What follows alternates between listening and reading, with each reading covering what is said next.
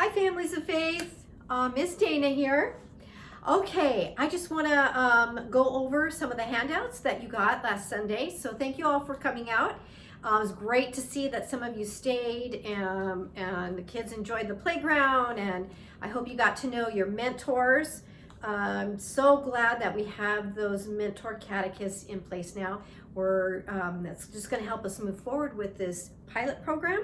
The company, Pathways Company, is contacting us, wanting to have some feedback and know how we do, or how we're doing. So give that feedback to your catechist. Remember, we want to know your successes and your struggles. So we're taking everything that you tell us, and I'm going to make some frequently asked questions for the website. We want to help you to help your family.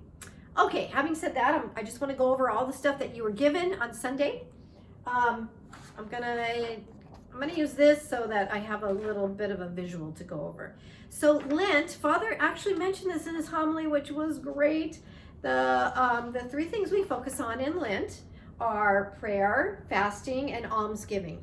So for the prayer, we gave you this really cute little activity called the pretzel prayer. There's really so many ways to do this, but this one was just, I thought, really cute, and you could maybe find a way to hang it over your prayer table or prayer space. Mine says, God bless Father Ted and Father Celestine.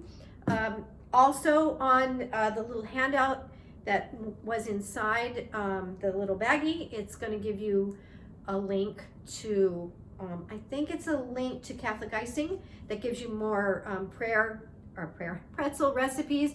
And Catholic Icing has so many things that you can do with your children for Lent. They have a very cute little handprint activity for Lent too. So check them out.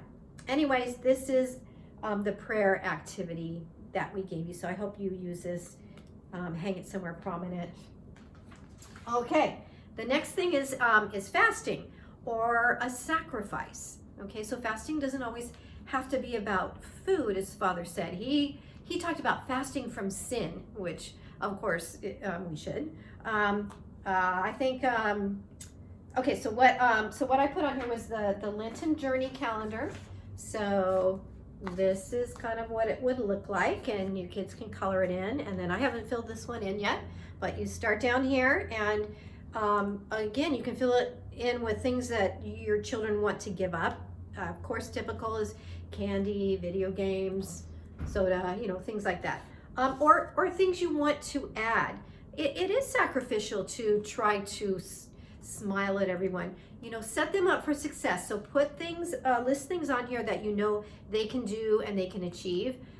For your older kids, for yourself, maybe, put things on here that are more of a challenge.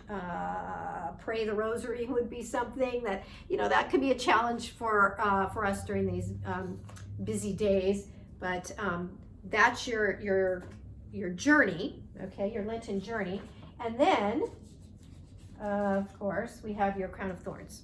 Okay, so this is kind of what it would look like, all right, if you haven't done it already, with the Play-Doh.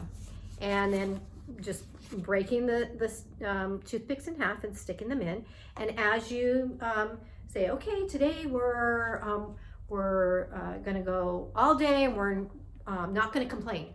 And at the end of the day, everybody pulls out a thorn, right? And so we end up at the end of the journey pulling out the thorns that hurt Jesus so terribly. Okay, it's a good visual.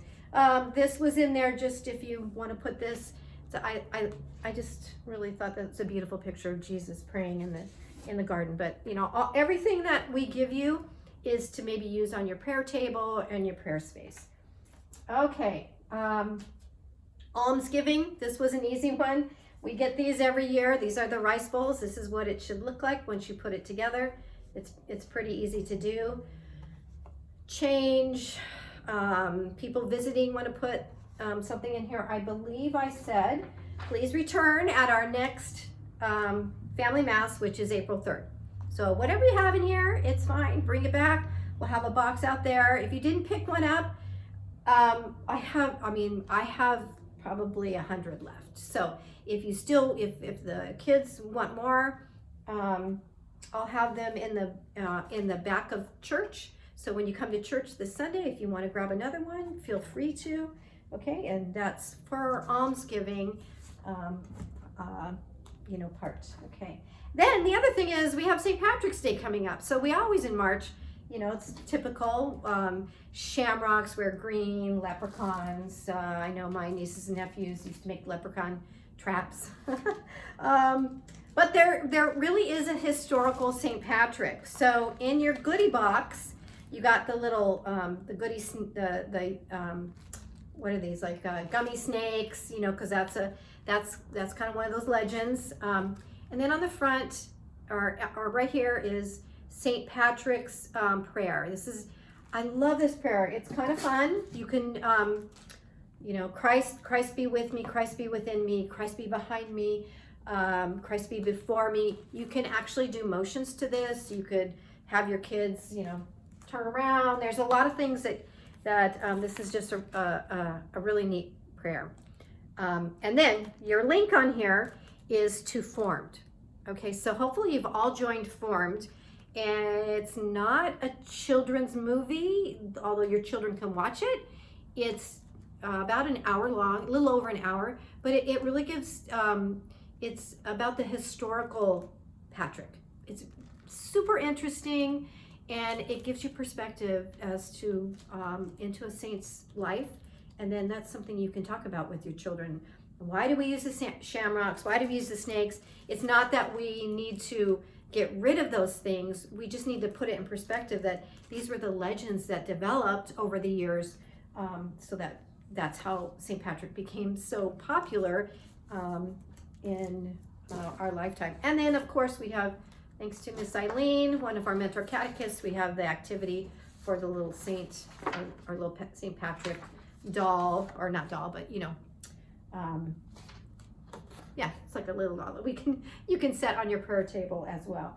And then we didn't give you anything, but please remember that on March 19th, that is the feast of St. Joseph, who is so important to us as well. Okay, so that's it. I hope you're enjoying your week. We will see you again on April 3rd for the Mass. Oh, okay. We want to expand our ministry. We're getting, we're slowly getting there. We've got our hospitality ministry dialed in. They give you wonderful goodies every month. We now have our mentor catechist calling you, email, texting, in touch with you. Very exciting. So we really need something like a ministry for activities. So what we'd like to do is, once your Mass is over and you come outside, that maybe we have a few games with the kids, maybe some relay races, or just some kind of team building out there, so they can meet each other and we just keep forming more community. If that's you, if you are good at that, or you have an older child, you have an adult child that's good at that, or someone get in contact with me, because that's the next part of this ministry and how we want to expand. All right, I think that's it for now. God bless. Make sure you RSVP for April 3rd. That just helps us with how many things to have on hand. And have a great week. Bye.